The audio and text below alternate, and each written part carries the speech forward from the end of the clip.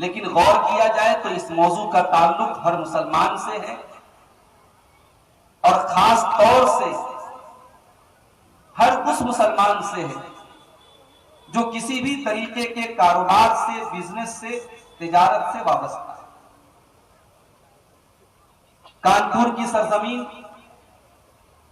उत्तर प्रदेश की सनाती राजधानी कही जाती है, इंडस्ट्रियल कैपिटल कहा जाता है। इस शहर में एक बड़ी तादाद में मुसलमान मुख्तलिफ चीजों के कारोबार और तिजारत से जुड़े हैं, लेकिन कभी हमने ये जानने की कोशिश नहीं की कि इस्लाम तिजारत के ताल्लुक से क्या कहता है। क्या कोई रूल एंड रेगुलेशन है इस्लाम में, या इस्लाम ने आजाद छोड़ दिया है, भाई पैसा कमाओ चाहे जैसे कमाओ। आज हमारी सोच तो यही है ना। नौजवानों में एक बड़ी तादाद ऐसे नौजवानों की है जिनकी जिंदगी का मकसद है पैसा कमाना।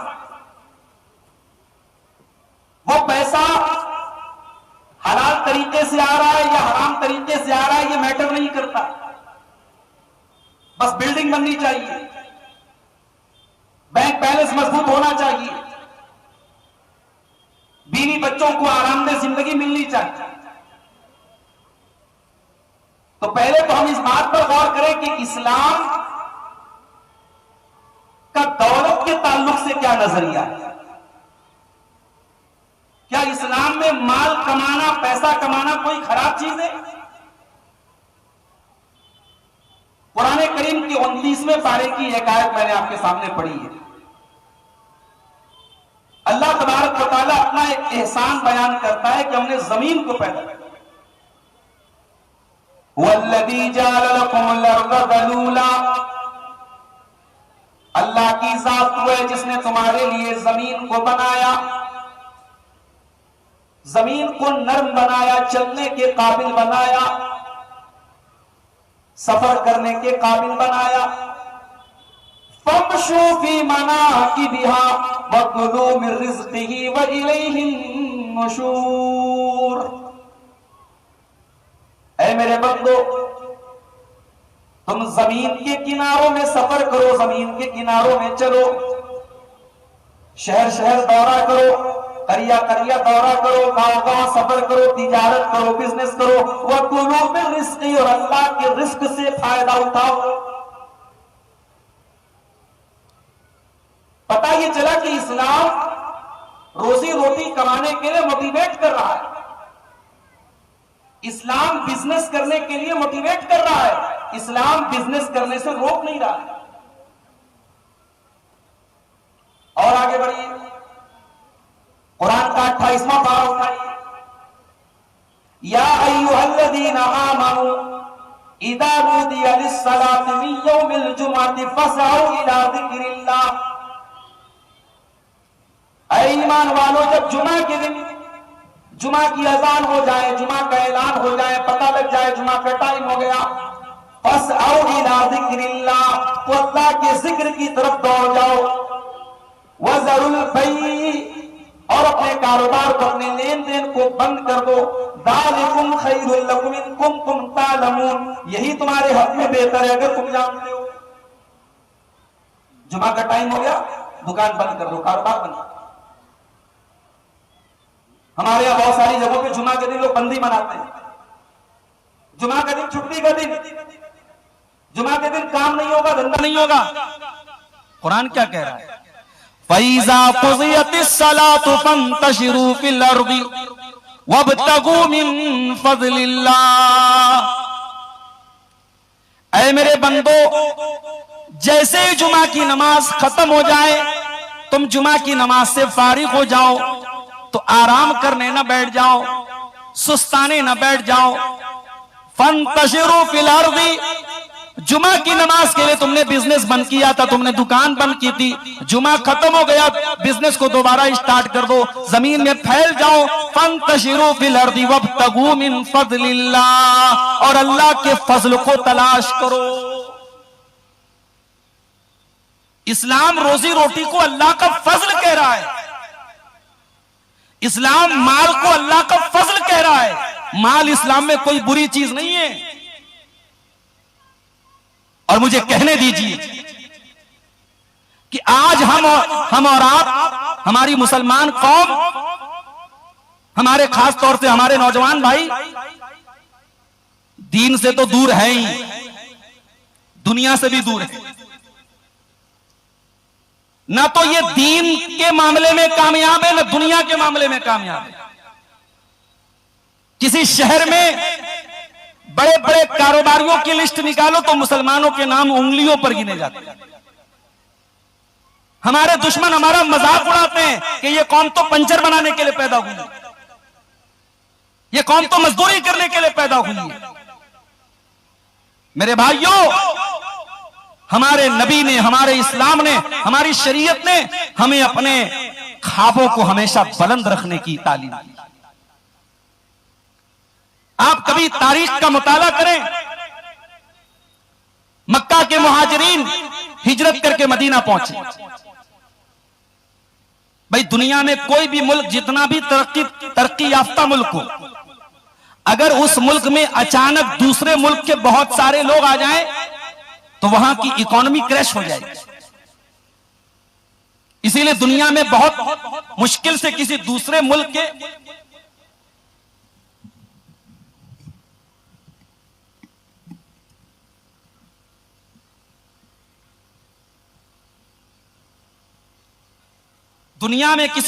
मुल्क के माइग्रेंट को बहुत कम कबूल किया जाता है। बहुत मुश्किल है किसी दूसरे मुल्क के शहरी को अपने मुल्क में बसाना। मक्का के मुहाजिर हिजरत करके मदीना पहुंचे। मदीना बहुत मजबूत इलाका नहीं था। बड़े करोड़पति लोग, अरबपति लोग वहां नहीं रहते थे। गरीब लोग रहते थे, मजदूर लोग रहते थे, खेती करने वाले, खजूरों की खेती होती थी। मुहाजिरीन वहां पहुंचे, एक बहुत बड़ा इकोनॉमी क्राइसिस आ गया मदीना के लोगों के लिए भी और मक्का के मुहाजिरीन के लिए भी, कि वो वहां जाकर के वो कैसे अपनी इकोनॉमी को ग्रोथ करेंगे, कैसे जिंदगी को आगे बढ़ाएंगे। अल्लाह के प्यारे नबी ने सॉल्यूशन क्या निकाला। अल्लाह के नबी ने मक्का के मुहाजिरीन को और मदीना के अंसारियों को भाई भाई बना दिया। यह अलग बात है, आज सगा भाई अपने सगे भाई के लिए अपना दिल इतना छोटा करके बैठा हुआ है। आज सगा भाई अपने भाई की तरक्की को देख करके बर्दाश्त करने के लिए तैयार नहीं है। सगा भाई अपने सगे भाई की जमीन को हथियाने के लिए तैयार बैठा है। सगा भाई अपने सगे भाई से हसद कर रहा है, जलन कर रहा है, उसकी तरक्की को देख करके जल रहा है। मदीना के मुहाजिरीन, मदीना के अंसारियों का मक्का के मुहाजिरीन से कोई रिलेशन नहीं था, कोई रिश्तेदारी नहीं थी, कोई संबंध नहीं था। अल्लाह के नबी ने इस्लाम की बुनियाद पर, कलमे की बुनियाद पर, तौहीद की बुनियाद पर एक एक मुहाजिर को मदीना के अंसारियों का भाई बना दिया। आपने नाम ले लेकर के फरमाया, ये मक्का का मुहाजिर, ये मदीना का अंसारी भाई भाई है। और अल्लाह की कसम, मदीना के अंसारियों ने दिल खोल करके दिल से उनको अपना भाई बनाया। सिर्फ जबान से भाई नहीं बनाया। अब्दुर्रहमान इब्न औफ रजी अल्लाह तआला अन्हु, ये भी मक्का के मुहाजिरीन में से थे। अल्लाह के प्यारे नबी ने उनको भाई बनाया। साद बिन रबी रजी अल्लाह तआला अन्हु का, हजरत साद बिन रबी कहते हैं, अब्दुर्रहमान ये मेरा माल है, ये मेरा बिजनेस है, ये मेरी प्रॉपर्टी है, आ जाओ, मैं अपनी सारी प्रॉपर्टी को दो हिस्सों में बांट देता हूं, आधी तुम ले लो, आधी मैं ले लेता हूं। अब्दुर्रहमान, तुम मदीना में नए आए हो, रिश्ता मिलना मुश्किल है, भी तुम्हारे पास घर भी नहीं है, बार भी नहीं है, तुम्हारे पास रिश्ता होना मुश्किल है, मेरी 4 बीवियां हैं, तुम किसी एक बीवी को पसंद कर लो, मैं तलाक दे देता हूं, इद्दत गुजरने के बाद तुम उससे निकाह कर लेना। यानी हमारे इमेजिनेशन, हमारे तसव्वुर से भी बहुत ऊपर की बात है। अपनी बीवी को तलाक दे करके किसी दूसरे से निकाह करने के लिए तैयार हो जाना, हम तो सोच भी नहीं सकते। ये ईसार था, ये कुर्बानी थी, ये जज्बा था। लेकिन सहाबे किराम का मिजाज क्या था? खुददार लोग। आज के 2 कौड़ी के लोग सहाबे किराम के ऊपर लान तान करते हैं, जिनकी जिंदगियों में खबासतें और गंदगियां भरी हैं, तो सर से पैर तक गलाजतों में डूबे हैं। वो हिसाब किताब तय करते हैं कि हजरत माविया ने ये किया, मुगीरा बिन शोबा ने ये किया, फलाने ने ये किया, ढिकाने ने ये किया। अरे तुम क्या और तुम्हारी औकात क्या?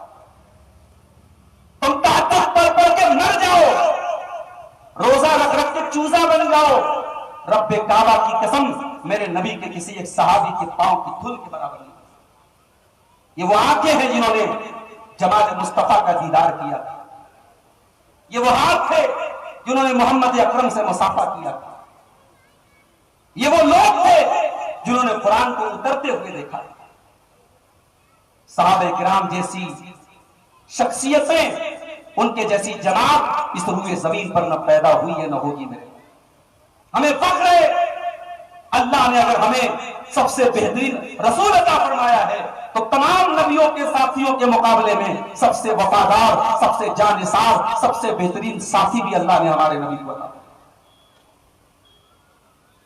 सहाबे किराम फ्री की चीजें नहीं मांगते, सहाबे किराम मुफ्तखोर नहीं थे, सहाबे किराम खुददार थे, गैरतमंद थे। अब्दुर्रहमान इब्न औफ को फ्री में माल मिल रहा है, जमीन मिल रही है, जायदाद मिल रही है, बीवी मिल रही है। कहा नहीं मेरे भाई, अल्लाह तेरे माल में और बरकत दे, अल्लाह तेरे परिवार में और बरकत दे।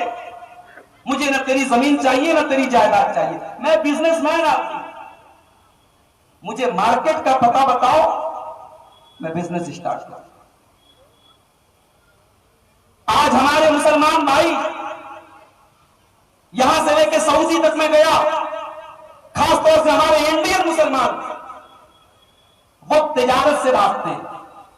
उन्हें 10,000 की, 20,000 की, 25,000 की जॉब मिल गई, मुतमईन है, खुश।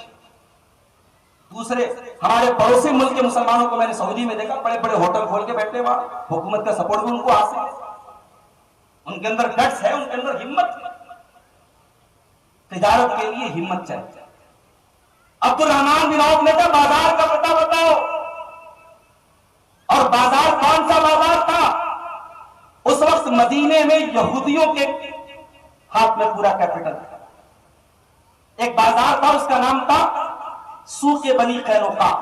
बनु कैनुका का मार्केट था, पूरा यहूदियों का मार्केट। अब्दुर्रहमान इब्न औफ रज़ी अल्लाह तआला अन्हु ने उस मार्केट में पनीर का और घी का कारोबार, जाहिर है जीरो से शुरू किया, थोड़े से माल से शुरू किया, और कुछ ही दिनों के बाद हजरत अब्दुर्रहमान को अल्लाह ने इतनी बरकत दी, इतना माल उनके पास हो गया कि उन्होंने शादी की, और जिस औरत से शादी की उसको मेहर में उन्होंने खजूर की गुठली के बराबर सोना दिया। हमारे यहां मेहर का भी बड़ा मसला है साहब। किसी औरत का इंतकाल हो जाता है तो लोग आगे मसला पूछते, मौलवी साहब वो औरत मर गई, शौहर ने मेहर नहीं दिया, मौलवी साहब अब क्या किया जाए, मेहर की रकम का क्या किया जाए? सारी जिंदगी शौहर जिस बीवी के साथ जिंदगी गुजारता है, उस बीवी को उसके मेहर की रकम, जो किसी जमाने में 7.5 रुपया, 32.5 रुपया और 52 रुपया मेहर बांधा गया, तो वो मेहर की रकम भी उसको नहीं देता है। सहाबा किराम के दौर में मेहर फौरन दिया जाता था, नगद, वहां उधार का कॉन्सेप्ट ही नहीं था। मेहर है तब शादी। हजरत अब्दुर्रहमान ने शादी की और बीवी को क्या दिया? सोने की डली दी।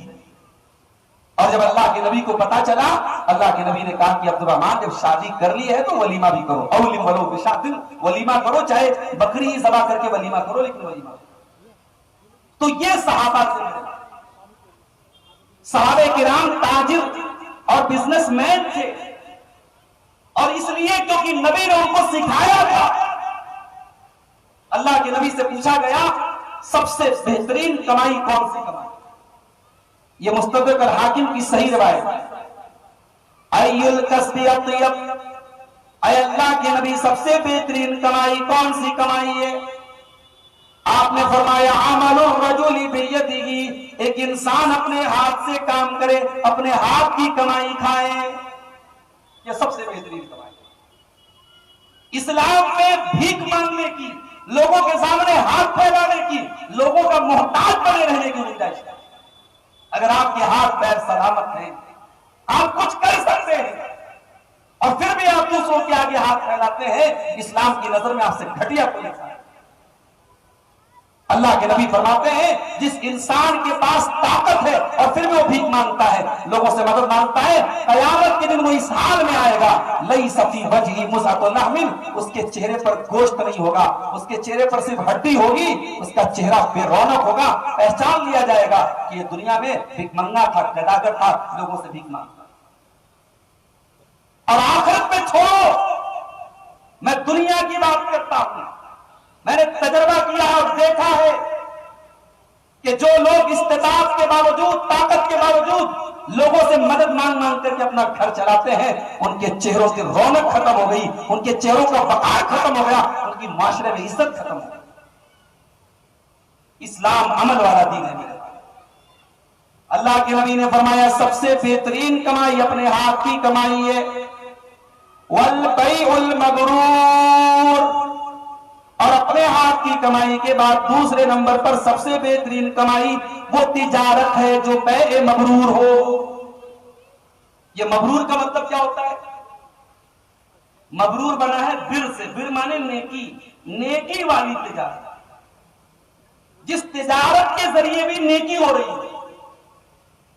भाई हम क्या समझते हैं कि हम बिजनेस कर रहे हैं, दुनिया का काम है? नहीं, बिजनेस भी दीन का काम है।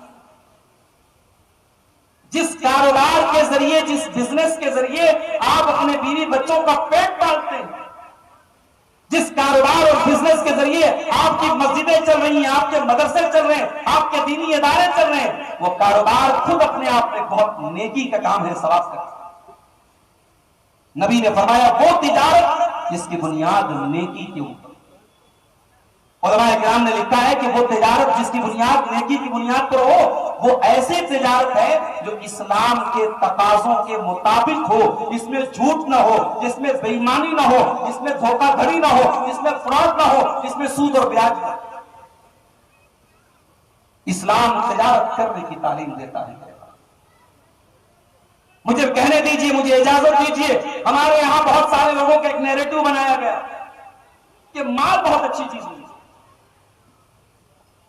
कुछ लोगों का ये नैरेटिव बना दिया गया कि भाई मालदारों से दूर रहो, माल बहुत अच्छी चीज नहीं।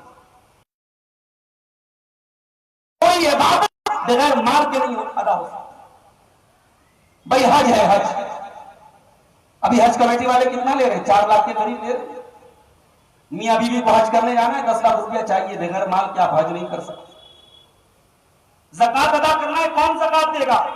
52.5 तोला या 595 ग्राम चांदी या उसके बराबर जिसके पास पैसा है, बैंक बैलेंस है, माल है, उसको ज़कात देना है। ज़कात का ताल्लुक भी माल से। रोजा, रोजा का डायरेक्ट कोई ताल्लुक माल से नहीं है, लेकिन अगर आप गौर कीजिए, आपको अल्लाह ने अगर दौलत से नवाजा है और आप रोजा इफ्तार करने बैठे और आपने 2-4 दोस्तों को या 2-4 मोहल्ले के जरूरतमंद लोगों को या रिश्तेदारों को बिठा करके अपने दस्तरखान पे आपने इफ्तार करा दिया, आपको अपने रोजे का भी सवाब मिला और उनके रोजे का भी पूरा पूरा सवाब मिला। उनको उनका सवाब और उनके रोजे का सेम सवाब आपको भी मिल रहा है। यानी माल है तो एक इंसान हजारों लोगों के रोजे का सवाब अकेले पा सकता है। नमाज को देख लीजिए, नमाज में भी डायरेक्ट माल की जरूरत नहीं है, मगर नमाज आपको घर में थोड़ी पढ़ना है। नमाज एक इज्तिमाई इबादत है। नमाज पढ़ने के लिए आपको लैंड ऑफ जो है ग्राउंड चाहिए, जमीन चाहिए। आप जमीन कैसे खरीदेंगे? माल के जरिए। मस्जिद की बिल्डिंग कैसे खड़ी करेंगे? माल के जरिए। तो नमाज कायम करने के लिए और जमात से नमाज कायम करने के लिए माल की जरूरत। तो माल वो चीज है मेरे भाई कि इस्लाम में जो 5 पिलर्स हैं, तौहीद के बाद जो बाकी 4 पिलर्स हैं, इन चारों पिलर्स के लिए माल चाहिए। और आप माल को खराब चीज समझ रहे हैं। आइए हम कुरान के 30वें पारे में आपको लेके चलते हैं। 30वें पारे की एक बड़ी मशहूर सूरत है सूरह आदियात। वलादियाति दबहा फलमूरियाति कदहा फलमुगीराति सुबहा फअतरन बिही नका फवसतन बिही जमा। कसम है उन घोड़ों की जो हाँफते रहते हैं, अल्लाह की राह में लड़ते लड़ते दौड़ते दौड़ते हाँफने लगते हैं। फल मूरियाती कदा, और वो घोड़े जब दौड़ते हैं तो उनके पैरों से चिंगारियां निकलती हैं। फल मुगीराती सुबह, और वो दुश्मन की फौज के ऊपर सुबह सुबह हमला करते हैं। फअसरना बिही नका, और उनके पैरों के नीचे से धूल निकलती है। फवसतना बिही जमा, और वो दुश्मन की सप में जाकर के हमला करते हैं। अच्छा, घोड़े की कसम खाई अल्लाह ने। उसके बाद क्या फरमाया? इन्नल इंसान लिरब्बिही लकनूद, बेशक इंसान अपने रब का बहुत बड़ा नाशुक्रा है। अच्छा, ये घोड़े का जिक्र करने के बाद ये इस बात का क्या मतलब है कि इंसान अपने रब का बड़ा नाशुक्रा? घोड़े के बारे में जरा आप तहकीक कीजिए। घोड़ा बड़ा मजबूत जानवर माना जाता है।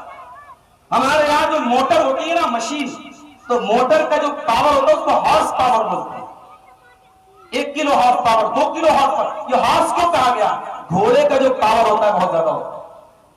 घोड़ा बड़ा दमदार जानवर है, और घोड़ा अपने मालिक का इतना वफादार होता है, आखिरी दम तक मर जाएगा, अपने मालिक को अपनी पीठ से गिराएगा नहीं, अपने मालिक के लिए जान दे देगा।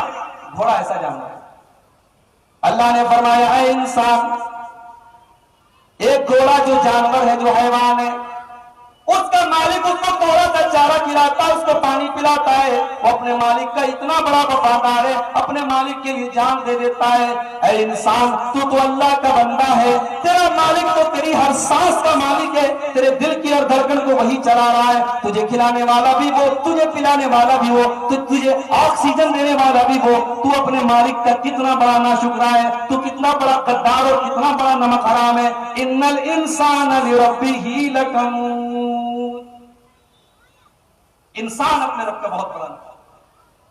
वइन्नहु अला ज़ालिका लशहीद, और इंसान इस बात के ऊपर गवाह भी है। इंसान जानता है कि वो कितना बड़ा नमक हराम है। वइन्नहु लिहुब्बिल खैरि लशदीद, और बेशक ये इंसान खैर का बहुत लालची है। खैर यानी माल, अल्लाह ने माल को खैर कहा है। इंसान माल का बहुत लालची, माल की मोहब्बत इंसान के दिल में डाल दी, और ये माल की मोहब्बत इतनी डाली गई है इंसान के दिल में कि अल्लाह के नबी फरमाते हैं, लौ कान इब्ने आदम वादियान मिन ज़हाबिन लब्तगा सालिसन, अगर आदम के बेटे को सोने के 2 पहाड़ भी दे दिए जाएं, उसको कम पड़ जाएंगे, वो कहेगा तीसरा भी मिल जाए। वला यमलउ जौफहु इल्ला तुराब, और इंसान का पेट तभी भरेगा जब वो कब्र की मिट्टी में जाएगा। जब तक कब्र में नहीं चला जाएगा तब तक उसका पेट नहीं भरेगा। अल्लाह ने माल को खैर कहा है, माल को भलाई कहा है, माल कोई बुरी चीज नहीं है। कुरान का 29वां पारा सूरह मुज़म्मिल, अल्लाह ने फरमाया, तहज्जुद की नमाज फर्ज नहीं है, तहज्जुद की नमाज पढ़ोगे सवाब मिलेगा, नहीं पढ़ोगे कोई गुनाह नहीं होगा। अल्लाह ने फरमाया, व आखरून यज़रिबून फिल अर्ज़ि यब्तगून मिन फ़ज़लिल्लाह, तहज्जुद की नमाज को फर्ज क्यों नहीं किया गया? क्योंकि कुछ अल्लाह के बंदे ऐसे होते हैं जो अल्लाह की राह में जिहाद करते हैं, वो अल्लाह की राह में लड़ने के लिए जाते हैं। अगर तहज्जुद को कंपलसरी कर दिया जाता, अगर जरूरी कर दिया जाता, उनके लिए बहुत बड़ा मसला पैदा हो जाता। वो आखरून यज़रिबून फिल अर्ज़ि यब्तगून मिन फ़ज़लिल्लाह, और कुछ अल्लाह के बंदे ऐसे होते हैं जो कारोबार करने के लिए, बिजनेस करने के लिए एक शहर से दूसरे शहर का सफर करते हैं, यहां से वहां आते जाते रहते हैं, उनके लिए भी बहुत बड़ा मसला पैदा हो जाएगा। यानी अल्लाह की नजर में बिजनेसमैन लोगों की और तिजारत करने वालों की इतनी अहमियत है कि अल्लाह ने मुजाहिदीन के साथ उनका जिक्र किया। इसलिए तिजारत और माल को मेरे भाइयों, इसको आप अंडर एस्टिमेट ना करें, इसको आप हल्के में ना लें। इस्लाम आपको माल कमाने की तालीम देता है। हाँ, इस्लाम एक कंडीशन लगाता है, या अय्युहल्लज़ीना आमनू कुलू मिन तय्यिबाति मा कसबतुम, ऐ ईमान वालो हलाल और पाकीज़ा कमाई खाओ, हराम चीजें न खाओ। हराम कमाई तुम्हारे घर में आएगी, तुम्हारी दुआएं अल्लाह की बारगाह में कबूल न होगी। तुम यहां से लेके खाने का तक गिड़गिड़ा गिड़गिड़ा के दुआएं करोगे, तुम्हारी दुआएं अल्लाह की बारगाह में कबूल न होगी। सही मुस्लिम की रिवायत है, अल्लाह के नबी फरमाते हैं, एक आदमी बहुत लंबा सफर करता है और दोनों हाथ उठा करके अल्लाह की बारगाह में लंबा सफर करके जाता है और अल्लाह की बारगाह में हाथ उठा के या रब्बी कह के दुआ करता है। लेकिन अल्लाह के नबी फरमाते हैं, व मतमहु हराम व मशरबहु हराम व मलबसहु हराम व गुज़िया बिल हराम। उसका खाना हराम कमाई का, उसका पानी हराम कमाई का, उसका कपड़ा हराम कमाई का, उसकी परवरिश हराम कमाई की। तो अन्ना युस्तजाबु लिज़ालिक, ऐसे इंसान की दुआ कहां से कबूल होगी? हराम खाने वाले की दुआ कबूल नहीं। इस्लाम हमें हराम से मना करता है। अब सवाल यह है कि इस्लाम में हराम क्या है? तो याद रखो, इस्लाम में हलाल अनलिमिटेड है, हराम लिस्टेड है। हराम की लिस्ट बताएगी, हलाल की कोई लिस्ट नहीं बताएगी। इस्लाम ने कहा ये चीजें हराम है, इनको छोड़ दो, बाकी सब चीजें तुम्हारे लिए। हमारे नौजवान अक्सर सवाल करते हैं, मौलवी साहब शेयर मार्केट में कारोबार करना कैसा है? और पिछले कुछ दिनों से जब से बेरोजगारी बढ़ी है, शेयर मार्केट का रुझान भी बहुत बड़ा है। बीच में क्रिप्टो का भी बड़ा रिवाज बढ़ा था, हालांकि क्रिप्टो में लोगों का जब पैसा बहुत ज्यादा डूब गया तब क्रिप्टो का रुझान थोड़ा कम हो गया। आईपीएल का मैच चल रहा है, ड्रीम 11 के जरिए और सट्टेबाजी के बहुत सारे जो प्लेटफॉर्म है उनके जरिए हमारा नौजवान पैसे कमाता है। मेरे भाइयों, अगर आपको पैसा कमाना ही है, आप थोड़ी सी तहकीक करो, थोड़ा सा उलमा से कांटेक्ट करो, थोड़ा सा मुताला करो, पता कर लो ये बिजनेस सही है। हमारे यहाँ होता क्या है, हम पहले बिजनेस शुरू कर देते हैं, पैसे कमा लेते हैं, उसके बाद आलिम साहब ये हमने कारोबार शुरू कर दिया है, ये करना कैसा है। एक मोमिन जो होता है, तकवा वाला जो होता है, वो बिजनेस के पहले पता करता है। अगर ये मालूम हो जाता है ये बिजनेस सही नहीं है, ये बिजनेस मशकूक है, डाउटफुल है, उससे परहेज करता है। शेयर मार्केट का मसला भी समझ। शेयर मार्केट में दो तरीके का बिजनेस होता है। एक होता है जिसको ऑप्शन ट्रेडिंग बोलते हैं, आज ही ले लिया आज ही बेच देना है, इंट्राडे ट्रेडिंग या ऑप्शन ट्रेडिंग। इंट्राडे ट्रेडिंग और ऑप्शन ट्रेडिंग शेयर मार्केट में सही नहीं है, इस्लाम के रूल्स के खिलाफ है। इस्लाम कहता है ये पानी की बोतल है, ये आपको बेचना है तो पहले ये आपके कब्जे में होना चाहिए, चाहे वो फिजिकली आपके कब्जे में हो या फिजिकली ना हो, डिजिटली आपके कब्जे में हो। भाई बैंक में हमारे पैसा आ गया, हमारा हो गया, हमारे हाथ में पैसा नहीं है, बैंक में आ गया, हो गया। इंट्राडे में क्या होता है, आपने एक शेयर खरीदा, सुबह 9:15 बजे मार्केट शुरू हुई और शाम को 3:30 बजे मार्केट बंद हो जाती है। आपको उस शेयर को शाम को 3:15 के पहले बेच देना है। ये इंट्राडे की कंडीशन होती है। इसलिए इंट्राडे ट्रेडिंग सही नहीं है। लॉन्ग टर्म के लिए, बड़े टर्म के लिए, 1 महीने के लिए, 1 हफ्ते के लिए, 1 साल के लिए, 10 साल के लिए आप शेयर खरीद सकते हैं, लेकिन शर्त क्या है, वो शेयर सही कंपनी का, वो किसी पॉर्न मूवीज बनाने वाली कंपनी ना हो, वो कोई शराब की कंपनी ना हो, वो कोई हराम चीज ना बनाती हो, वो सुअर वगैरह का उसके चर्बी और उसके जो है चीजों से बनी हुई चीजों का बिजनेस ना करती हो। वो उस कंपनी का जो प्रोडक्ट है या उस कंपनी का जो बिजनेस है, अगर वो हलाल की बेसिस पर है, आप उसके शेयर्स को लॉन्ग टर्म की बेसिस पर खरीद सकते हैं और बेच सकते हैं। शेयर मार्केट में आपके लिए कारोबार करना। और ये जो ड्रीम 11 है और ये जो सट्टेबाजी किया है, ये सब जुआ है और जुआ इस्लाम में हराम है। जहां 500 रुपया लगा करके आप 5 लाख भी कमा सकते हैं और 500 रुपया या 5 लाख रुपया आपका डूब भी सकता है, जीरो भी हो सकता है, वो बिजनेस नहीं, वो जुआ है।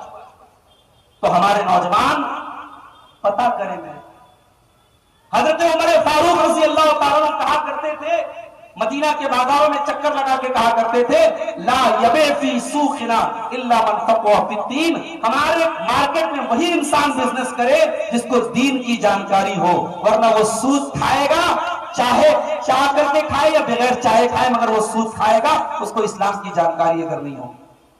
आप जानकारी हासिल करो। मैं हमें मौजूद दिया गया है इस्लाम में तिजारत के उसूल।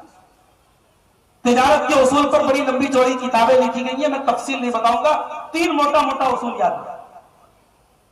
इस्लाम में किसी ऐसी चीज का कारोबार जायज नहीं है जो बजाते खुद हराम है। जैसे शराब है, शराब हराम है तो शराब का कारोबार भी हराम है। तंबाकू अगर हराम है तो तंबाकू का कारोबार भी हराम है। आप तंबाकू को हराम माने और तंबाकू का कारोबार सही माने, ये नहीं हो सकता। सहाबे किराम शराब के हराम होने के पहले शराब का बड़ा बड़ा बिजनेस करते थे, मगर जैसे ही कुरान की आयत नाजिल हुई सूरह माइदा की, या अय्युहल्लज़ीना आमनू इन्नमल खम्रु वल मैसिरु वल अंसाबु वल अज़लामु रिज्सुम मिन अमलिश शैतान फज्तनिबूहु लअल्लकुम तुफ्लिहून। ऐ ईमान वालो, ये शराब, ये जुआ और ये पासे के तीर और ये वो तमाम आस्ताने जहां गैरुल्लाह की इबादत की जाती है, ये सब गंदे काम है, ये सब शैतान के काम है, इनसे बचो तभी तुम कामयाब हो सकते हो। तो कुरान की आयत नाज़िल हुई, सहाबे किराम ने पहला तो काम ये किया कि शराब पीना बंद करो, और शराब जितनी घर में रखे हुए थे, जाहिर है पैसे से खरीद के लाए थे ना शराब, वो सब बाहर जाके फेंक दिया। हमारे यहां गवर्नमेंट कहती है कि हर साल लाखों लोग तंबाकू से कैंसर के बीमारी में मुब्तला होकर और मर जाते हैं, और गुटखा के पैकेट पर और सिगरेट के पैकेट पर खतरनाक फेफड़े की तस्वीर बनी रहती है और लिखा रहता है tobacco is dangerous to health, tobacco causes cancer, तंबाकू सेहत के लिए बड़ा खतरनाक और हानिकारक है, तंबाकू के इस्तेमाल से कैंसर होता है। ये सिगरेट के पैकेट पर भी लिखा है, ये गुटखा के पैकेट पर भी लिखा है, मगर हुकूमत लाइसेंस भी दे रही है, गुटखा बनाने वाली कंपनियां बना रही हैं, दुकानदार बेच रहा है, नौजवान खा रहा है। इतनी बड़ी पब्लिसिटी कर रही है हुकूमत, लाखों रुपए बड़े बड़े फिल्म स्टारों को ऐड के लिए दिए जाते हैं जो तंबाकू के खिलाफ ऐड करते हैं, फिर भी तंबाकू बिकने पर कोई पाबंदी नहीं है, तंबाकू इस्तेमाल होने पर कोई पाबंदी नहीं है। मेरे भाइयों, इस्लाम की ताकत देखो, मोहम्मद अरबी की मोहब्बत की ताकत देखो। अल्लाह के नबी ने कोई एडवर्टाइजमेंट नहीं किया, बस एक कुरान की आयत नाज़िल हुई कि शराब हराम है, सहाबे किराम ने अपने घरों से शराब के बर्तन निकाल निकाल के तोड़ दिए।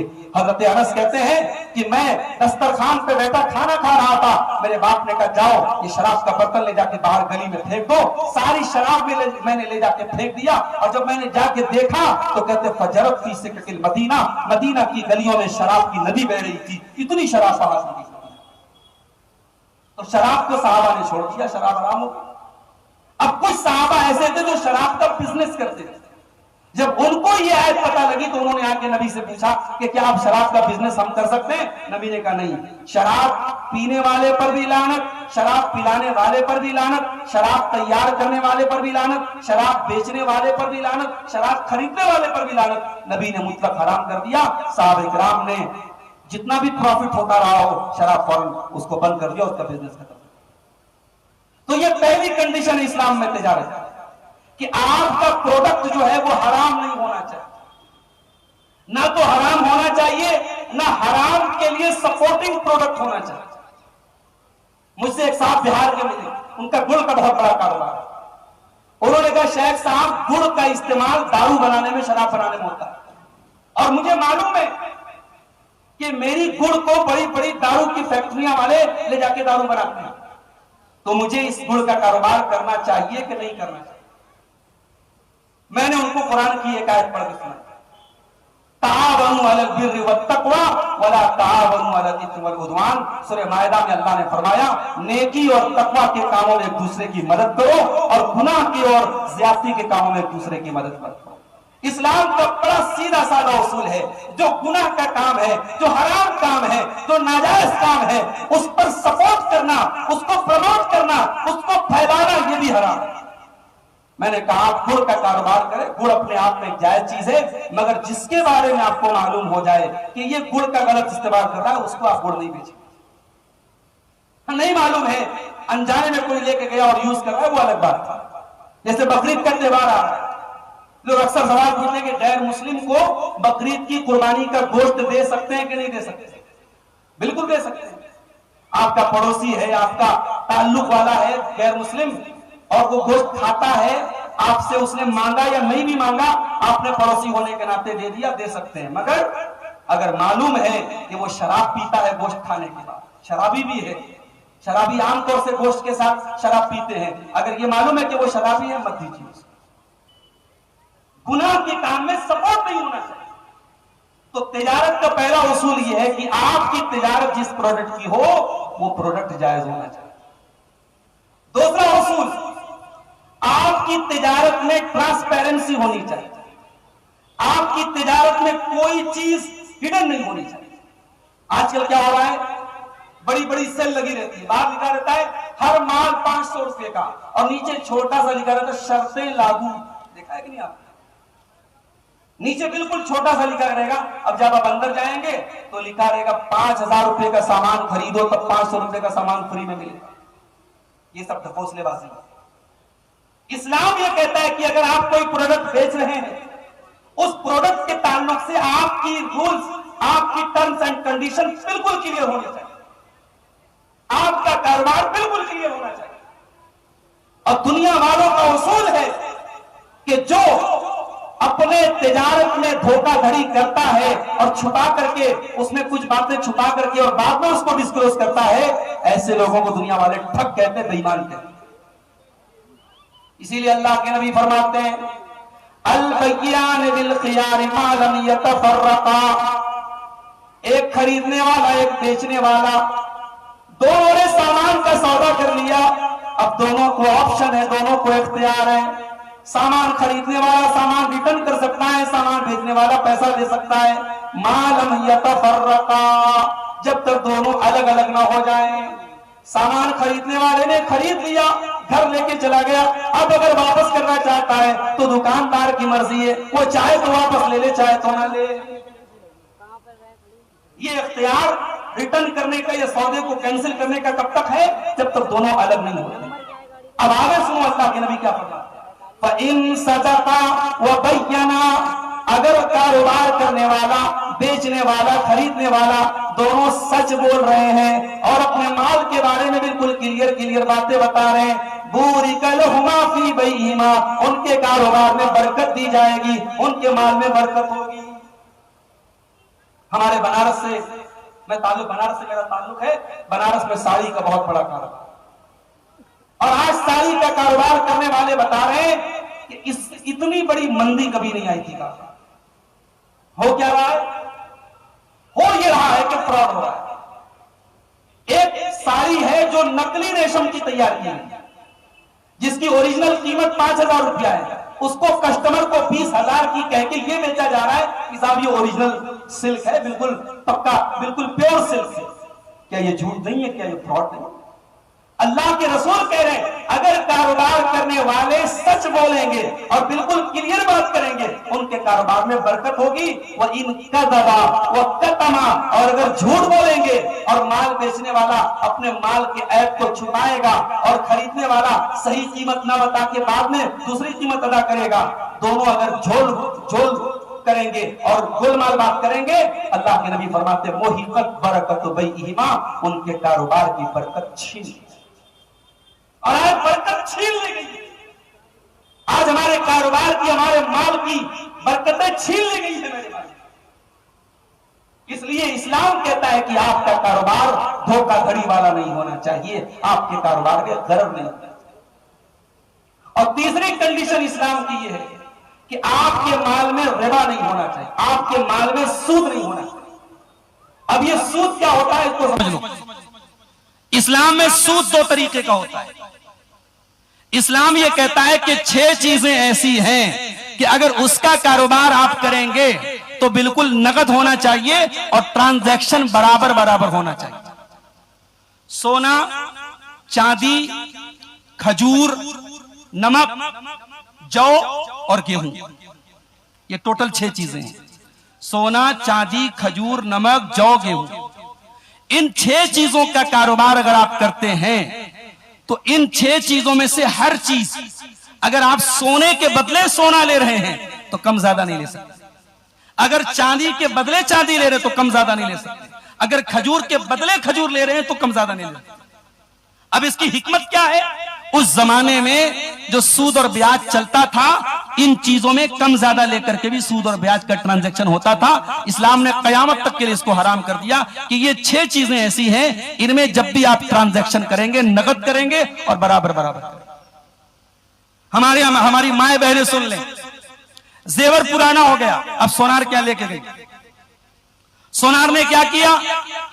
उस सोने की कीमत निकाली कि भाई ये पुराना हो गया है, इतने ग्राम सोना है, इतना मेकिंग चार्ज है, उसको माइनस किया, आपके सोने की इतनी कीमत हुई। अब हमारी माए बहनें क्या करती हैं?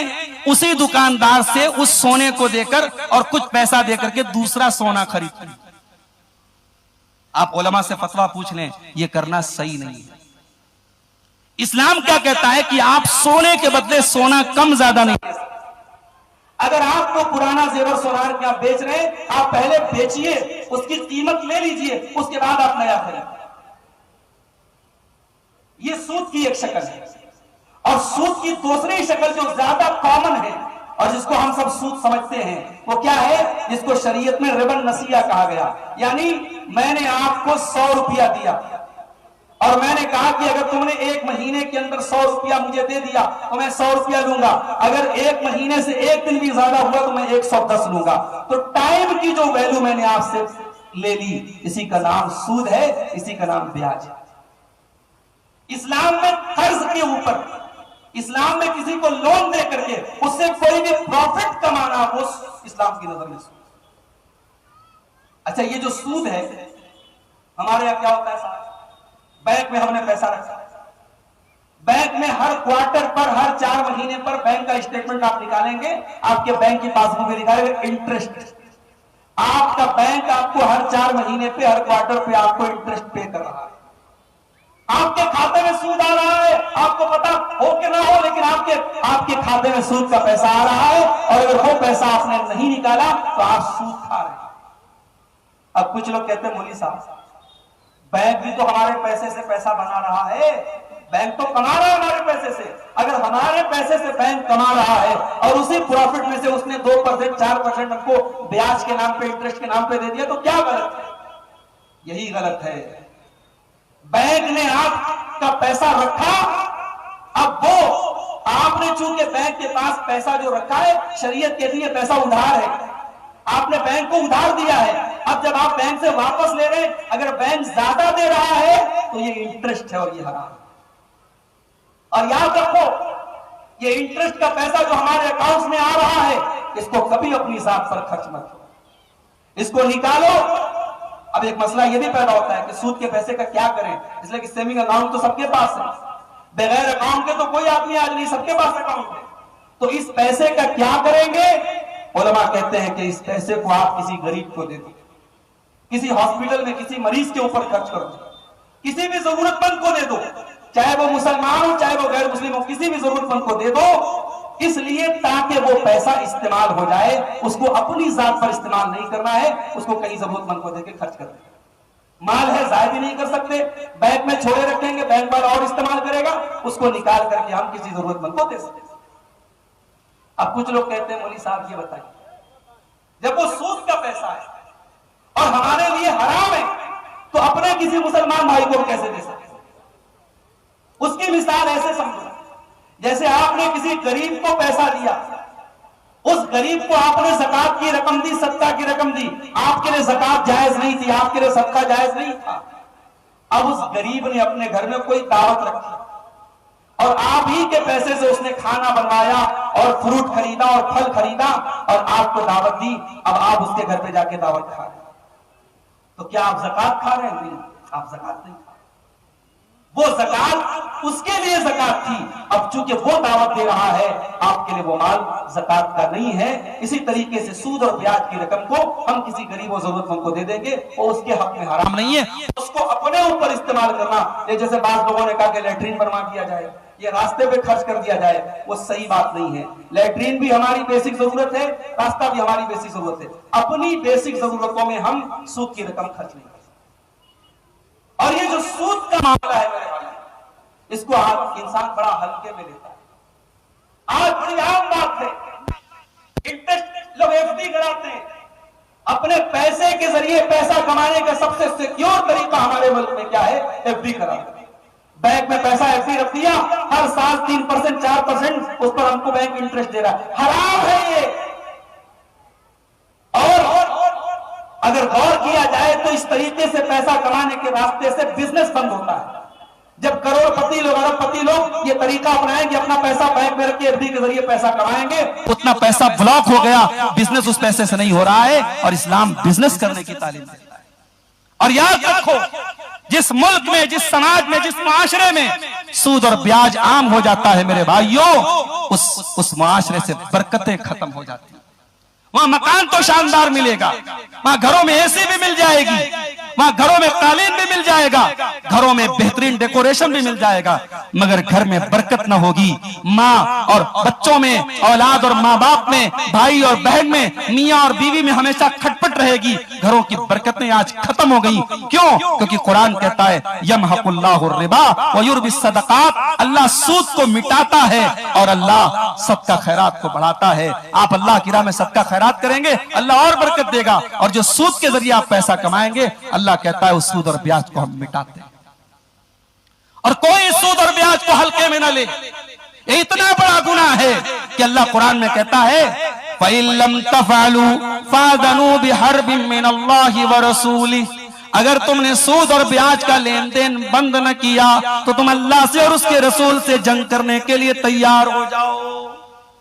इसका मतलब कि जो सूद और ब्याज का काम कर रहा है वो अल्लाह से और उसके रसूल से जंग करने के लिए तैयार है। मेरे पास बिहार से एक साहब का व्हाट्सएप आया, मौली साहब मेरी बहन बहुत बीमार है, इलाज के लिए पैसे की जरूरत है। मैंने गांव में कई लोगों से मदद मांगी, मेरे गांव में सब मुसलमान लोग हैं, उन्होंने मुझे पैसा देने के लिए वो तैयार तो हैं, मगर वो सूद पर पैसा दे रहे हैं। अगर 10,000 देंगे उनको 10,500, 11,000, 12,000 चाहिए। आज मुसलमान अपने दूसरे मुसलमान भाई की इमरजेंसी में भी उसकी मदद करने के लिए तैयार नहीं है, उसको कर्जा देने के लिए तैयार नहीं है। उस कर्जे पर वो सूद और ब्याज के जरिए पैसा कमाना चाहता है। मेरे भाइयों, जिस समाज में सूद और ब्याज खाया जाए उस पर अगर मुसीबतें ना आए, परेशानियां ना आए, जालिम हुक्मरान ना आए और दुनिया भर की तकलीफें ना आए तो और क्या आएगा? अल्लाह का वादा है यमहकुल्लाहु रिबा, अल्लाह सूद और ब्याज को मिटाता है। अपनी सगी मां के साथ जिना करने के बराबर, बल्कि उससे खतरनाक कहा गया है सूद और ब्याज के खाने को। मेरे भाई, इतना बड़ा गुनाह है ये सूद और ब्याज का खाना। इसको इंसान हल्के में लेता है, ये हल्की चीज नहीं है मेरे भाई। अब आइए, अब तकरीर के हम अपने आखिरी पॉइंट की तरफ आते हैं कि इस्लाम में मैंने तिजारत की अहमियत आपको बता दी। अब हम आपके सामने ये बताना चाहते हैं कि इस्लाम में कौन सी ऐसी चीज है कि जिसकी वजह से हमारे रिस्क की और हमारी रोजी रोटी की बरकतें खत्म हो जाती हैं। हमारी रोजी रोटी में कौन से ऐसे काम हैं जिनको हम करेंगे तो बरकत आएगी, और कौन से ऐसे काम हैं जिनको अगर हम करेंगे तो हमारी बरकत छीन ली जाएगी। इस पर हम थोड़ी सी बातें आपके सामने रख करके अपनी बात खत्म करेंगे। सबसे पहली चीज याद रखिए मेरे भाई, अगर आप ये चाहते हैं कि आपके कारोबार में बरकत पैदा हो, आपके माल में बरकत पैदा हो, सबसे पहला काम ये करना है मेरे भाइयों, हमें अपने अंदर अल्लाह का तकवा पैदा करना है, अल्लाह का डर पैदा करना है। जो इंसान अपने दिल में अल्लाह का तकवा, अल्लाह का डर पैदा कर ले, अल्लाह वहां से रोजी देगा वो सोच भी नहीं सकता है। वमन यत्तकिल्लाह यजअल लहू मखरजा व यरज़ुक़हु मिन हैसु ला यहतसिब, जो अल्लाह से डरेगा अल्लाह वहां से रोजी देगा वो सोच भी नहीं सकता है। इब्राहिम अलैहिस्सलाम का वाकया, जिलहिज्जा का महीना शुरू हो चुका है, हम बार बार जुमा के खुतबों में हम सुन रहे होंगे, सुनते होंगे। इब्राहिम अपने लखते जिगर इस्माइल को और अपनी बीवी हाजरा को मक्का की बियाबो गया सरजमीन में छोड़ के जा रहे हैं। थोड़ी दूर आगे बढ़ते हैं, जब बीवी और बच्चे नजर से ओझल हो जाते हैं, इब्राहिम खलीलुल्लाह अल्लाह की बारगाह में हाथ उठाते हैं और क्या दुआ करते हैं, रब्बना इन्नी अस्कनतु मिन ज़ुर्रियती बिवादिन गैरि ज़ी ज़रइन इंद बैतिकल मुहर्रम। ऐ अल्लाह, मैं अपने बीवी बच्चों को तेरे इस घर के पास, इस खाने काबा के पास है अल्लाह, मैं छोड़ के जा रहा हूं, मैं बसा के जा रहा हूं। रब्बना लियुकीमुस्सलाह, ऐ अल्लाह तू मेरी औलाद को तौफीक दे, वो यहां पे नमाज कायम करे। इब्राहिम को फिक्र है इस बात कि मेरी आने वाली नस्लें नमाज कायम करें। आपको अपनी मौजूदा नस्ल की फिक्र नहीं, अपने बच्चों की फिक्र नहीं है। इब्राहिम, ऐ अल्लाह नमाज कायम करने की तौफीक दे और यहां की इस जगह की मोहब्बत लोगों के दिल में डाल दे और फलों की रोजी अता फरमा। इब्राहिम अलैहिस्सलाम ने जब ये दुआ की थी मेरे भाई, जिस हालत में ये दुआ की थी, न वहां कोई आबादी थी, न कोई पानी का कतरा था, न अनाज का दाना था, अपने बीवी बच्चे को बयाबान में छोड़ के ये दुआ की थी। मगर इब्राहिम वो इब्राहिम थे जिन्होंने अल्लाह के इम्तिहान पे खड़े उतर करके अल्लाह का तकवा और अल्लाह के तकवा का हक अदा करके ये दुआ की थी। अल्लाह ने दुआ कैसी कबूल की मेरे भाई। आज हजारों बरस गुजर गए, आज भी वहां चले जाओ, 24 घंटे नमाज कायम हो रही है, अल्लाह के घर का तवाफ हो रहा है और लोगों के दिल में अल्लाह ने ऐसी मोहब्बत डाल दी उस घर की, जो वहां गया है बार बार जाना चाहता है, जो नहीं गया है, गरीब है, हज करने का पैसा नहीं है, उम्रा करने का पैसा नहीं है, वो भी काबे की तस्वीर को देखता है। जिन औरतों ने उम्रा नहीं किया है, जिन औरतों ने हज नहीं किया है, वो भी जब खाने काबा की तस्वीर को देखती है दिल मचलने लगता है, जुबान पर दुआ आ जाती है, ऐ अल्लाह इस घर की जियारत की तौफीक हमें भी दे दे। अल्लाह ने ऐसी मोहब्बत, ऐसी कशिश और ऐसा अट्रैक्शन वहां रख दिया है। और तीसरी चीज, इब्राहिम ने दुआ की थी फलों की रोजी अता फरमा। आज दुनिया का कोई फल ऐसा नहीं जो आपको मक्का में न मिल जाए, बेहतरीन फल मिल जाएगा आपको, इंपोर्टेड फल मिलेंगे आपको। जहां खजूर के अलावा कोई फल पैदा नहीं होता, वहां तमाम फल आपको मिल जाएंगे। ये इब्राहिम की दुआ की बरकत थी मेरे प्यारे साथ। तकवा पैदा करो, अल्लाह का डर पैदा करो, हराम से बचने का गट्स पैदा करो और फिर देखो अल्लाह कैसी बरकतें आपके ऊपर नाजिल करता है मेरे भाई। और दूसरी चीज ये है मेरे भाइयों, नमाज की आप पाबंदी करें। नमाज का रोजी रोटी से बड़ा गहरा ताल्लुक है। अल्लाह ने कुरान में जब नमाज का जिक्र किया क्या फरमाया, वअमुर अहलका बिस्सलाति वस्तबिर अलैहा ला नसअलुका रिज़्क़न नहनु नरज़ुकुका वल आक़िबतु लित्तक़वा। अपने घर वालों को नमाज का हुक्म दो और खुद भी नमाज की पाबंदी करो। हम तुमको रोजी देते हैं, हम तुमसे रोजी नहीं मांगते। नमाज की पाबंदी करो। कोई दुकानदार है, अपनी दुकान की वजह से नमाज नहीं पढ़ रहा है। कोई बिजनेसमैन है, कहता है साहब कस्टमर आ गए, कस्टमर की वजह से मैं नमाज पढ़ने नहीं गया। कान खोल करके सुन लो, आपकी दुकान से बढ़ के, आपके कस्टमर से बढ़ के, आपके करोड़ों के प्रॉफिट से बढ़ के नमाज का दर्जा है मेरे भाई।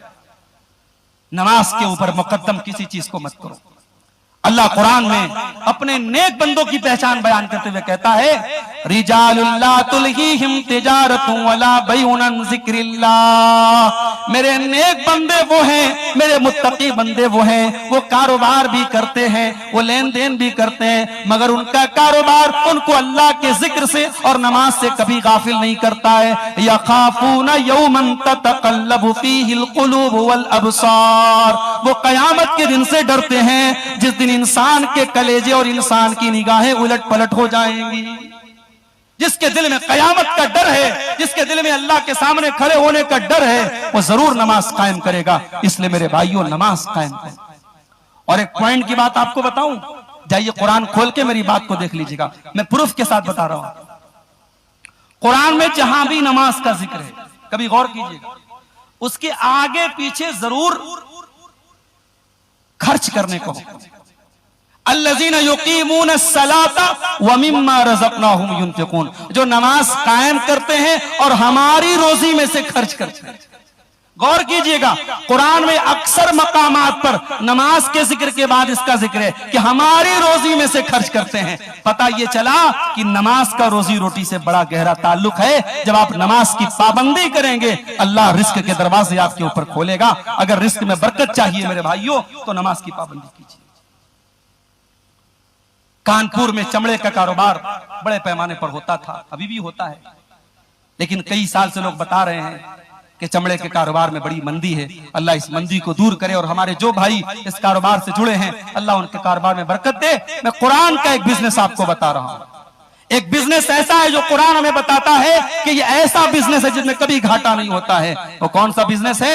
अल्लाह ने फरमाया, इन्नल्लज़ीना यतलूना किताबल्लाह व अक़ामुस्सलाता व अनफ़क़ू मिम्मा रज़क़नाहुम सिर्रन व अलानियतन यरजूना तिजारतन लन तबूर। जो लोग अल्लाह की किताब की तिलावत करते हैं और जो लोग नमाज कायम करते हैं और हमारी दी हुई रोजी में से खुलेआम और छुप करके खर्च करते हैं, अल्लाह फरमाता है यरजूना तिजारतन लन तबूर। वो ऐसा बिजनेस कर रहे हैं जिसमें कभी घाटा होने वाला नहीं है, जिसमें कभी मंदी आने वाली नहीं है। कुरान की तिलावत, नमाज की पाबंदी और अल्लाह की राह में खर्च करना, ये तीन काम जो करेगा, अल्लाह कह रहा है ये ऐसा बिजनेस है जिसमें कभी घाटा नहीं होगा। तो मेरे भाइयों, नमाज की पाबंदी को अपनी जिंदगी के शेड्यूल में शामिल कीजिए। अपनी माँ बहनों से कहना चाहता हूँ, सुबह बच्चे को स्कूल छोड़ना है, 5 बजे आप उठ जाती हैं। बच्चे का ब्रेकफास्ट बनाना है, बच्चे का टिफिन बनाना है, बच्चे को रेडी करना है, आप 5 बजे उठ जाती हैं। मैं कहता हूं मेरी माँ बहनों, थोड़ा सा एक काम और कर लो। अगर फजर की अजान 4 बजे हो रही है, अपने मोबाइल का अलार्म आप 3:45 बजे लगा दो। बच्चों को भी 3:45 बजे उठाओ, बेटा चलो उठो, उठ करके नमाज पढ़ दो। आप जिस तरीके से अपने उठने बैठने सोने जागने का शेड्यूल अपने दुनिया के हिसाब से बनाते हैं, नमाज के हिसाब से बनाइए। आपको मार्केट जाना है, आप मामूल बना लिए ज़ोहर के बाद जाएंगे, या मार्केट में गए असर के बाद फला जगह जाएंगे। अपने मामूलात को, अपने जिंदगी के शेड्यूल को आप नमाज के साथ जोड़ लीजिए और मुझे आप 2 महीने के बाद बताइए आपको आपकी जिंदगी में बरकतें महसूस होंगी। मेरे भाइयों, अगर हमारी जिंदगी में नमाज की पाबंदी आएगी, अल्लाह बरकतों के दरवाजे खोल देगा। और आगे बढ़िए, बरकतें हासिल करनी है अगर रोजी रोटी में, तो एक चीज और है मेरे भाई, सिला रहमी करना। आपके जो रिश्तेदार हैं, उन रिश्तेदारों के साथ रिश्ता जोड़ना और सिला रहमी करना, ये अमल भी आपकी रोजी रोटी में बरकत का सबब बनता है। अल्लाह के प्यारे नबी फरमाते हैं, मन सर्रहु अन युनसा लहु फी अथरिही व युबसत लहु फी रिज़्क़िही फलयसिल रहीमा। बुखारी की रिवायत है। अल्लाह के नबी फरमाते हैं कि जो ये चाहता है कि मेरी रोजी रोटी में बरकत पैदा हो और मेरी उम्र में बढ़ोतरी हो जाए, मेरी उम्र बढ़ा दी जाए, वो रिश्तेदारों के साथ सिला रहमी। आज हमारे शहरों का जो लाइफ स्टाइल है, मुझे माफ कीजिएगा, ये लाइफ स्टाइल बड़ा खुदगर्जी वाला बन चुका है। आज भाई को भाई की खबर नहीं है, बाप को बेटे की खबर नहीं है, बेटे को बाप की खबर नहीं है। हर आदमी अपनी दुनिया में मस्त है, हर परिवार अपने परिवार में मगन है। लोग अपने सगे रिश्तेदारों के कभी उनका हाल चाल नहीं लेते हैं। मेरे भाइयों, इतने खुदगर्ज न बने, इतने बिजी न बने, अपने अपनों के लिए टाइम निकालिए, अपने रिश्तेदारों के साथ रिश्ता जोड़िए। इससे आपके माल में बरकतें आएंगी, आपके रिस्क में बरकतें आएंगी। ज़िलहिज्जा का महीना चल रहा है। इब्राहिम अलैहिस्सलाम की सीरत आप सुनते होंगे। इब्राहिम अलैहिस्सलाम, जब उनका बेटा इस्माइल मक्का में रह रहा है और बाप फलस्तीन में रहते हैं, बाप बेटे के बीच में सैकड़ों किलोमीटर का डिस्टेंस है, मगर इब्राहिम अलैहिस्सलाम जब अपने बेटे का हाल चाल पता करने के लिए जब मक्का जाते हैं और बेटे से मुलाकात नहीं होती है, बहू से मुलाकात होती है और बहू से इब्राहिम अलैहिस्सलाम हाल चाल पूछते हैं और बहू कहती है कि बड़ी बुरे तरीके से जिंदगी गुजर रही है, बड़ी परेशानी से गुजर रही है। तो इब्राहिम अलैहिस्सलाम कहते हैं कि तेरा शौहर आए तो मेरा सलाम कह देना और कह देना कि दरवाजे की चौखट बदल। सुना है कि नहीं आपने वाकया? इब्राहिम अलैहिस्सलाम ने कहा अपनी बहू से कि तुम्हारा शौहर आए तो कहना कि कोई आया था, तुमको सलाम कह के गया है, और कहा है कि दरवाजे की चौखट बदल देना। शाम को इस्माइल अलैहिस्सलाम आए, बीवी ने कहा एक बड़े मियां आए थे और वो कह के तुमको सलाम किया है और कह के गए हैं कि दरवाजे की चौखट बदल देना। इस्माइल अलैहिस्सलाम ने जब पूरी बात पूछी, पता चल गया मेरे बाप आए थे। कहा वो कोई और नहीं थे, मेरे वालिद हजरत इब्राहिम थे और उन्होंने मुझे हुक्म दिया है मैं तुमको तलाक दे दूं, और उन्होंने अपनी बीवी को तलाक दे दिया। मेरी माओ बहनों, बुरा मत मानना, अभी थोड़ा सब्र कर लो, मैं पूरा वाकया सुना करके बात जो है इस बात का मतलब आपको बताता हूं। फिर उसके बाद एक दूसरा सफर किया इब्राहिम अलैहिस्सलाम ने। अब ये दूसरी बहू आई थी। इब्राहिम अलैहिस्सलाम ने इस बहू से पूछा, हाल चाल पूछा, कैसी जिंदगी गुजर रही है। कहा कि बहुत अल्लाह का शुक्र है, अल्हम्दुलिल्लाह, बहुत अच्छे हालात से मैं गुजर रही हूं। इब्राहिम अलैहिस्सलाम ने कहा, तुम्हारा शौहर आए तो सलाम कहना और कहना कि अपने दरवाजे की चौखट को बरकरार रखे। इस्माइल अलैहिस्सलाम शाम को आए, बीवी ने बताया, उन्होंने कहा वो मेरे वालिद थे और उन्होंने तुम्हारी तारीफ की और कहा है कि मैं तुमको अपने निकाह में बाकी रखूं। ये वाकया सुन करके हमारी बाज औरतों को बड़ा गुस्सा आता है कि ये कौन सी बात हुई कि ससुर के कहने पर बेटा अपनी बीवी को तलाक दे दे। मैं बस मसला वाजे कर देता हूं, मैं मसला क्लियर कर देता हूं, ये मसला आम नहीं है। ये आम मसला नहीं है कि बहू ने ससुर की खिदमत में कोई कमी कर दी, ससुर नाराज हो गए और बेटे से बोले जा तलाक दे दो और बेटा तलाक दे दे। ये मसला इतना सिंपल नहीं है। ये मसला उस वक्त अप्लाई होगा और लागू होगा जब ससुर इब्राहिम के जैसा हो। इब्राहिम अलैहिस्सलाम अल्लाह के पैगंबर थे, अल्लाह के नबी थे, तजर्बेकार थे, साहिबे फिरासत थे। उस बहू के जवाब से वो ये समझ गए ये नाशुक्री औरत जो एक अजनबी से शिकायत कर रही है और जिसकी जुबान पर शुक्र के कलमात नहीं है, ये मेरे परिवार की बहू बनने के लायक नहीं है, ये मेरे बेटे की बीवी बनने के लायक नहीं है। तो मेरी माँ और बहनों, ये आम मसला नहीं है। सास ससुर के कहने पर फौरन तलाक नहीं दे देगा। जब हजरत इब्राहिम के दर्जे का कोई ससुर होगा जो वाकई में दीन की बुनियादों पर और शरीयत की बुनियादों पर बहू के अंदर कोई ऐसी चीज है जिसकी तरफ इशारा करके वो बेटे से तलाक दे दो, तब बेटा तलाक देगा। और दूसरी बात ये है, इस वाकये से एक सबक ये भी मिला कि हजरत इब्राहिम ने अपनी बहू को दरवाजे की चौखट कहा। भाई किसी भी घर में जब दाखिल होते हैं सबसे पहले चौखट पे कदम रखते हैं, चौखट पे कदम रखे बगैर अंदर नहीं जा सकते।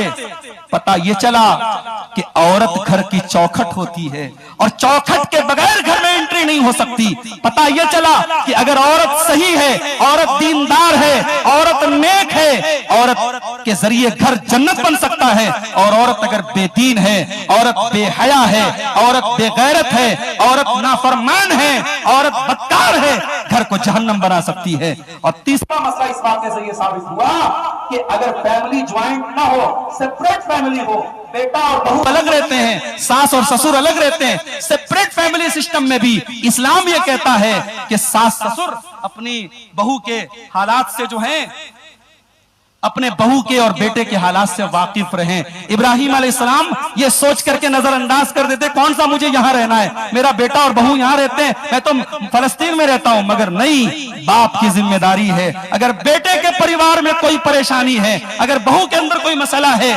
बाप की जिम्मेदारी है कि वो अपने परिवार पर नजर रखे। मेरे प्यारे साथियों, आज हमारा मुआशरा जिस तरीके का रुझान हमारे मुआशरे का है, इंसान अपने रिश्तेदारों से कन्नी काटता है। अगर किसी को कर्जा लेना हो, किसी को मदद मांगना हो, किसी को कोई परेशानी में सामान तलब करना हो, अपनों से नहीं मांगता है, गैरों से मांगता है, क्योंकि अपनों से वफा की उम्मीद नहीं होती है। मेरे प्यारे साथियों, आपकी मदद का, आपके सदका खैरात का, आपके ताउन का, आपकी ज़कात का सबसे पहला हक आपके रिश्तेदारों का है। अल्लाह के प्यारे नबी फरमाते हैं, अस्सदक़तु अला ज़िर्रहिम इंसान, अपने रिश्तेदार को सदका करोगे डबल सवाब मिलेगा, सदका का सवाब भी मिलेगा और सिला रहमी का सवाब भी मिलेगा। इसी तरीके से मेरे भाइयों, रोजी रोटी में बरकत के लिए एक और नुस्खा आपको बता रहा हूं, सदका खैरात किया। ज़कात तो आप देते ही देते हैं, ज़कात तो 2.5% 2.5% सबको देना है अपने माल की, लेकिन सदका खैरात की कोई लिमिट नहीं है। मैंने बाज़ लोगों को देखा, उन्होंने ये तय कर लिया कि मैं अपनी सैलरी का 1% अल्लाह की राह में सदका करूंगा, अपनी तनख्वाह का 2% अल्लाह की राह में सदका करूंगा। सऊदी अरब में अलबैक, आप कभी मदीना गए होंगे, अलबैक का आपने बुरुस्त खाया होगा। पूरे मदीना में, पूरे सऊदी अरब में बड़ा फेमस है और जो लोग जाते हैं बड़े शौक से खाते हैं। और कई रेस्टोरेंट खुल गए, मगर अलबैक की लाइन लगी रहती है। अलबैक के मालिकों की तारीख उठा के देखिए, अलबैक का मालिक जब तक जिंदा था, वो जो सामान बेचता था, हर प्रोडक्ट पर वो आधा रियाल या 1 रियाल अल्लाह की राह में सदका करता था। और उसके मरने के बाद उसके बेटों ने भी ये अमल जारी रखा है। मेरे प्यारे साथियों, सदका खैरात करने से बरकतों के दरवाजे खुलते हैं। अल्लाह के प्यारे नबी फरमाते हैं कि रोजाना इंसान के पास दो फरिश्ते आते हैं और एक फरिश्ता दुआ करता और कहता है अल्लाहुम्मा आते मुनफिकन खलफा, ऐ अल्लाह जो तेरी राह में खर्च करता है उसको और अता फरमा। और दूसरा फरिश्ता बद्दुआ करता है अल्लाहुम्मा आते मुमसिकन तलफा, ऐ अल्लाह जो तेरी राह में खर्च नहीं करता है उसको बर्बादी और उसके माल में नुकसान दे दे। तो आप अगर सदका खैरात करेंगे आपके माल में बरकत पैदा होगी। इसी तरीके से मेरे भाइयों इस्तिगफार कीजिए, तौबा और इस्तिगफार को अपनी जिंदगी के शेड्यूल में शामिल कीजिए। रोजाना अपनी जिंदगी का मशगला बनाइए कि इस्तिगफार के कलमात आपकी जुबान पर जारी रहे। अल्लाह के प्यारे नबी सल्लल्लाहु अलैहि वसल्लम फरमाते हैं, अबू दाऊद की सही रिवायत है, मन लजिमल इस्तिगफारा, जो पाबंदी से इस्तिगफार करता है, जाअलल्लाहु लहु मिन कुल्लि ज़ीक़िन मखरजा, अल्लाह उसको हर परेशानी से नजात देता है, व मिन कुल्लि हम्मिन फरजा, और उसको हर गम से नजात देता है, व रज़क़हु मिन हैसु ला यहतसिब, और वहां से रोजी देता है जहां से वो सोच भी नहीं सकता है। इसी तरीके से मेरे प्यारे साथियों, रोजी रोटी में बरकत के लिए एक चीज और हमारे मुआशरे में जिसकी हम बहुत कमी देख रहे हैं, मियाना रवि। जिस नौजवान की ताकत 10,000 का मोबाइल लेने की है वो लोन पर आईफोन खरीद रहा है, वो 1.5 लाख का 1.25 लाख रुपए का 50-60 हजार का मोबाइल लोन पर खरीद रहा है। मियाना रवि खत्म हो रही है मेरे भाई। इंसान अपनी हैसियत से ज्यादा अपना लाइफ स्टाइल बना रहा है। याद रखो, अल्लाह कुरान में हमें और आपको नसीहत करता है और अल्लाह फरमाता है, वला तजअल यदक मगलूलतन इला उनुकिका वला तबसुतहा कुल्लल बस्ती फतक़उद मलूमन महसूरा।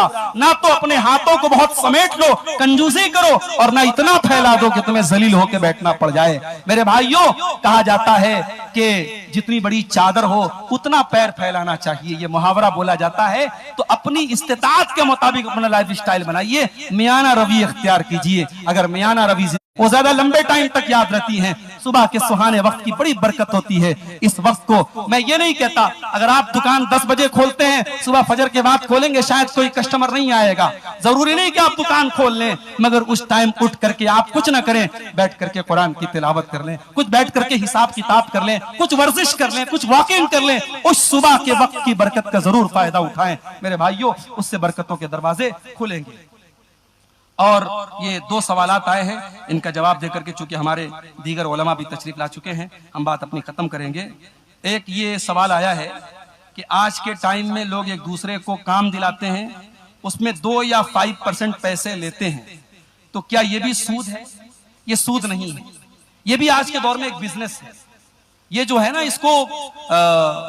इसको रिसोर्स का बिजनेस आप कह सकते हैं, कि दूसरों को काम दिलाना और उस काम दिलाने पर, और ये अंडरस्टूड बात होती है, उन कंपनियों को भी पता होता है कि ये जो हमें वर्कर देंगे तो इस पर इनको हमें इतना % कमीशन देना पड़ेगा। लेकिन अब उसमें अगर परमानेंट हर महीने की सैलरी में से वो हिस्सा ले रहे हैं, परसेंटेज ले रहे हैं, तब वो एक जो है मुश्किल मसला है। और उसके बारे में हमारे जो सीनियर उलमा हैं उनसे डिस्कस करने के बाद और समझने के बाद कोई वाज़ेह सूरत बताई जा सकती है। लेकिन सिर्फ कमीशन की बेसिस पर किसी को अपॉइंटमेंट अगर किया जा रहा है, जैसे बहुत सारे लोग सऊदी अरब में लोगों को वीजा दिलाते, काम दिलाते हैं, तो वो एक बिजनेस है, उसमें कोई हरज की बात इंशाअल्लाह नहीं है।